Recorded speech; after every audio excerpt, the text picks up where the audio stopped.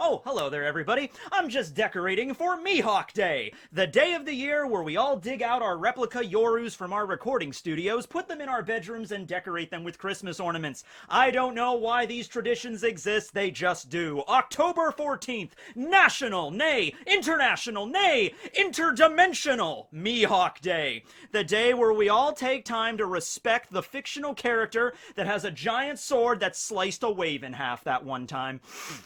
And that's a holiday I can get around right there. Let's all join in for some Mihawk Day caroling, shall we? Oh, Drac, you Mihawk, we love you so dear. You have a giant sword that everybody fears. And, okay. There's no way I could keep that up. Actually, honestly, like from when I was humming in the beginning, just play Castlevania whatever soundtrack in the background. Seriously, it's uncanny. Go watch a scene with Mihawk just doing Mihawk things during Marineford or whatever, mute the TV or the computer, and then just play Bloody Tears or some really cool Castlevania remix in the background. It syncs up so well. In fact, is Mihawk a vampire?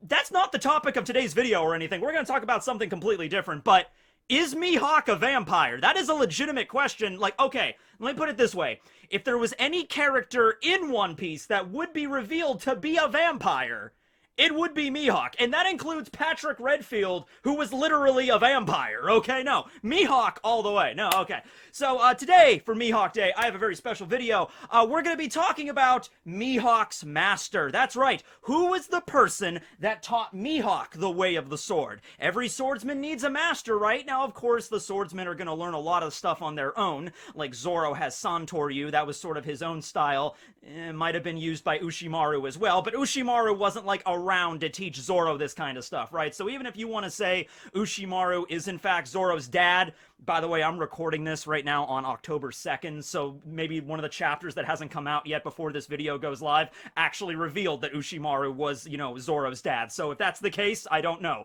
But even if Ushimaru was Zoro's dad and Ushimaru also used Santoryu, you know, it's not like Ushimaru was around to teach Zoro, you know, the onigiri technique or anything like that. But Koshiro taught him some things, of course, when he was training at Shimosuke Village when he was a little kid, and then during the 2-year time skip, Mihawk was actually the one that taught Zoro some stuff about the sword. I think his way of training Zoro was a little bit hands-off, you know, kind of let Zoro teach himself, but he kind of pushed him down that way. However, the fact that Mihawk taught Zoro at all, I mean, yes, Zoro did very much impress Mihawk by, you know, being willing to discard his own dream of becoming the greatest swordsman, all for the sake of Luffy. You know, that was the whole reason why Zoro bowed before him, and originally Mihawk viewed that as a sign of pity, or just like, this is pathetic, how dare you, you know, you were going to be the greatest swordsman of the world, you were going to best me, and now you're bowing before me, you know, asking me to train you? I mean, what is this? And then Zoro admits, like, no, I defeated the baboons in the forest, I could leave if I wanted to,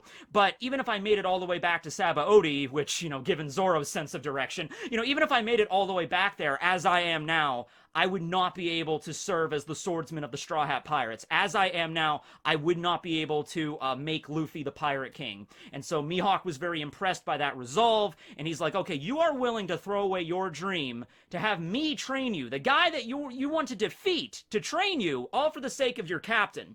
All right, I'll train you. But I also think there's a little something else going on there with Mihawk. I think Mihawk, deep down, even though he doesn't seem the type, he wants a student, you know, like, because he's in his 40s, he's kind of in his physical prime right now, but Mihawk probably also has to imagine, like, at some point, age is going to get the best of me. At some point, I'm not going to be able to maintain the title of the greatest swordsman in the world. At some point, I'm going to have to pass this on to somebody, right?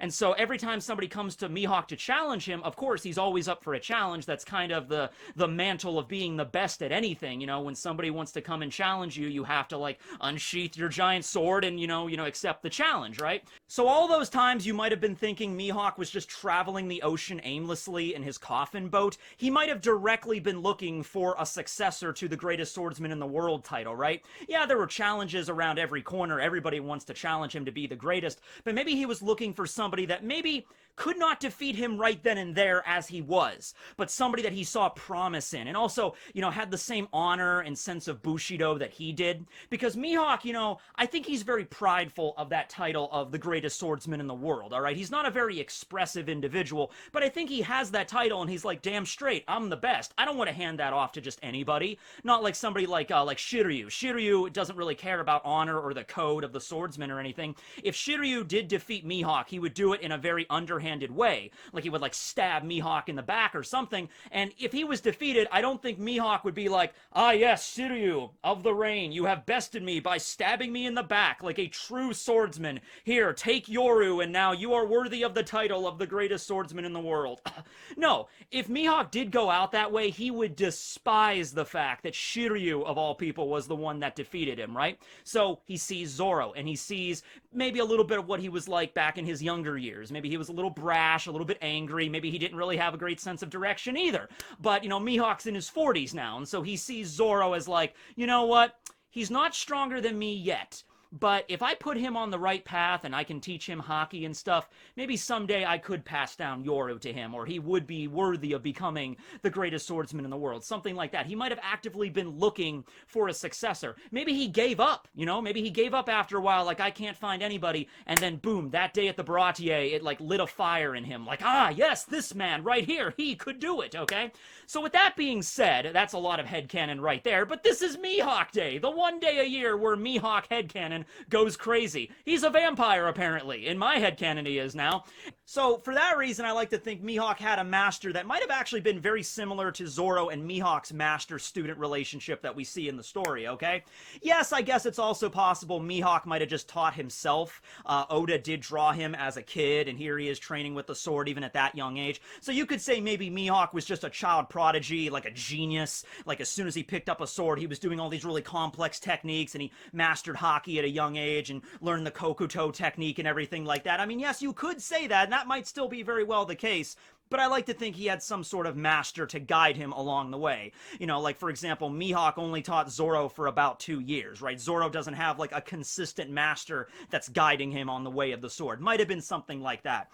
And, I mean, I put it in the thumbnail, so I think you assume who I'm going to guess who it is.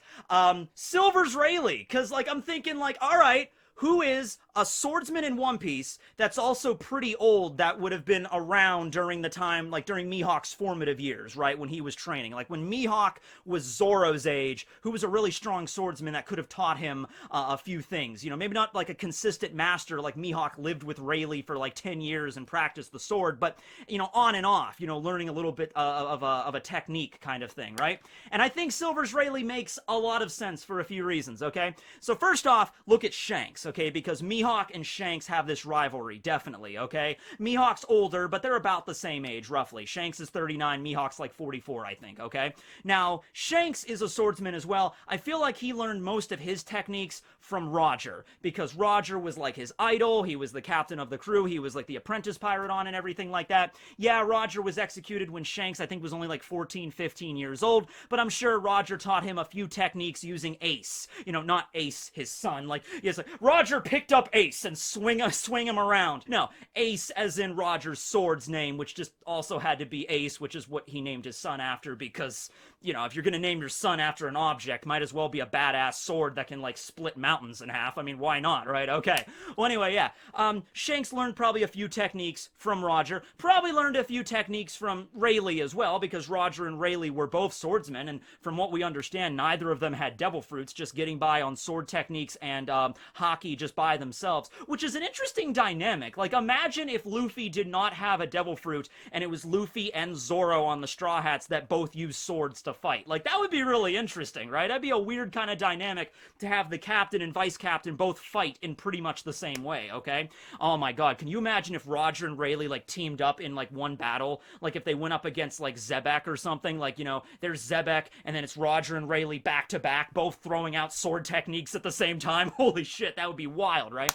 So that's where he probably learned most of his techniques. Meanwhile, Mihawk, in his younger years, was probably doing a lot of training by himself. okay? And he got a little older, probably in his teenage years, and he headed out to the world on his own, probably the same way that Zoro did, okay? Now, Mihawk was present during the execution of Goldie Roger, okay? So he was there at Logtown. So that makes me think he was like, Roger at that time was probably the greatest swordsman in the world, because that's what he used to fight, okay? He didn't have a devil fruit, probably. So it's like, at that point, Roger was the greatest swordsman, and in order to pay respects to him, wherever he was at in the world, Mihawk, I think Mihawk was born in the Grand Line, according to maybe a Vivre card. I don't remember, but I don't think he was from any of the Four Blues.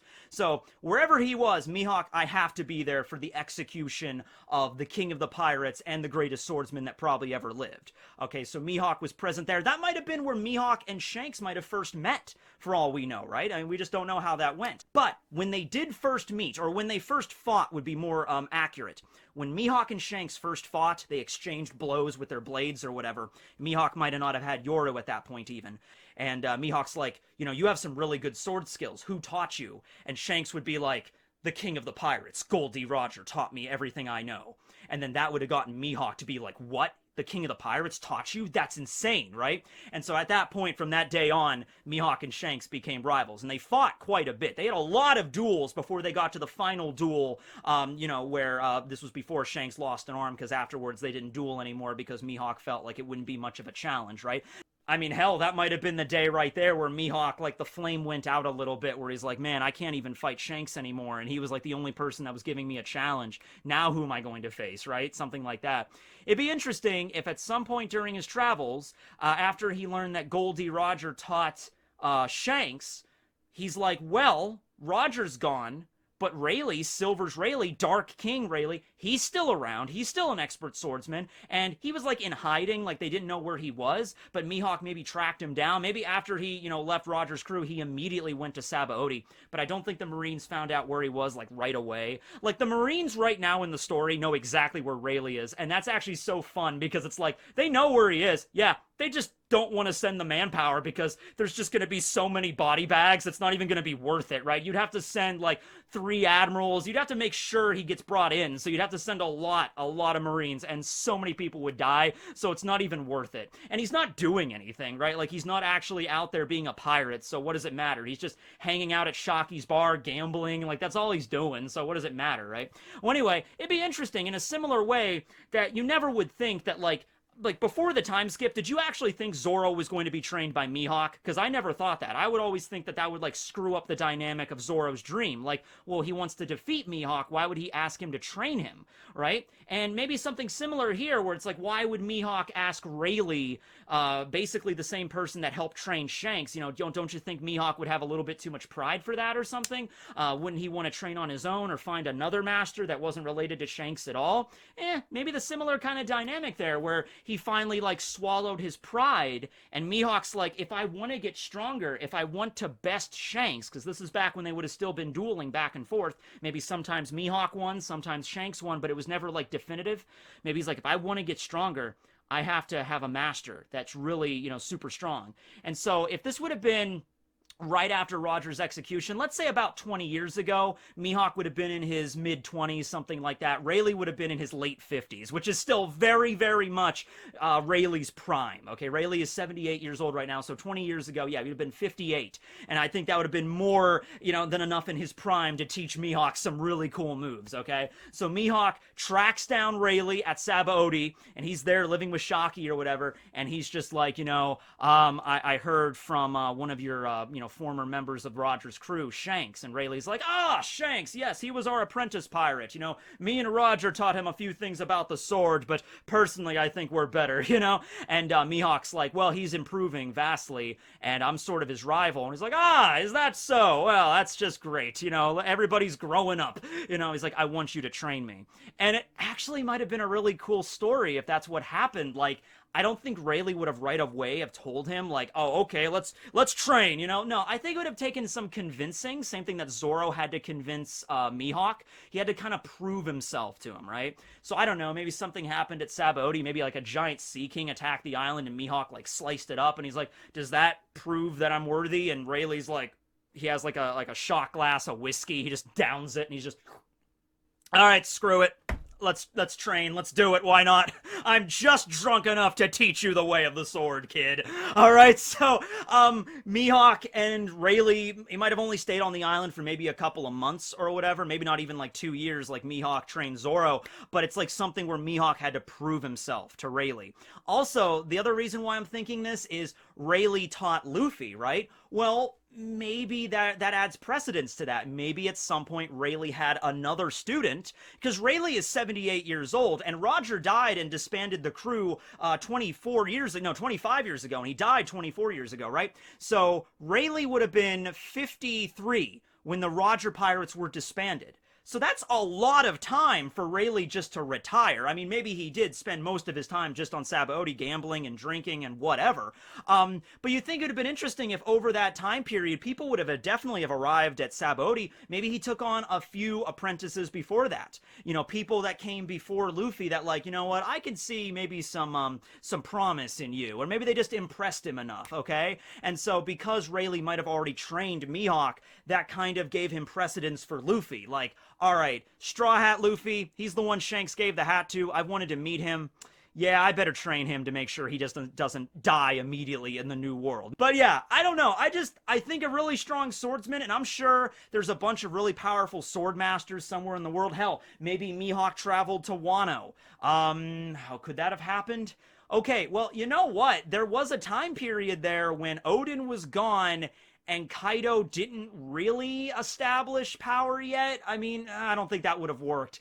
Like, if Mihawk did travel to Wano to train, he probably would have had to do it when Kaido and Orochi were in power, and it probably would have had to have been done in secret if he did. Or maybe a sword master left Wano just like Kozaburo did, and maybe he found them somewhere else in the world, or some old sword master, and that was the person that taught Mihawk a little bit. Once again, not for a long period of time, but just like a 1-year crash course, or even, hell, just a 6-month crash course with Rayleigh teaching Mihawk like the way of the sword and stuff would have been, it would have went miles if Mihawk was a true genius, and we know he is, right? So that's basically the way I'm looking at that right now. What do you guys think below? Do you think Mihawk had some sort of master at some point, or do you think he just taught everything that he knows himself? You know, if that's the case, where did he get Yoru? I mean, that was a discussion we've had before on Mihawk Day, definitely. Like, did he make it? I'm assuming he didn't make it because he really doesn't, you know, I mean, he might have swordsmithing skills, but it doesn't seem to be the case.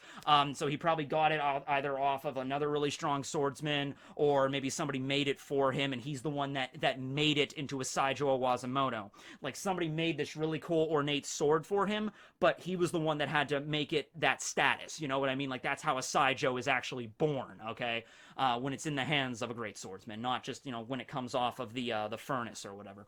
Anyway, hope you guys enjoyed this video. Please go out and celebrate Mihawk Day. Maybe not by going around and slicing up buildings. That's not very, I don't think people would really enjoy that too much. Just get yourself a replica Yoru and maybe wrap some Christmas lights around it, put some ornaments on it, and, you know, hum the theme to, you know, Castlevania. That's how you do things, right? All right. Well, you guys all have a good day. Happy Mihawk Day to one and all to all a good night. Mm-hmm.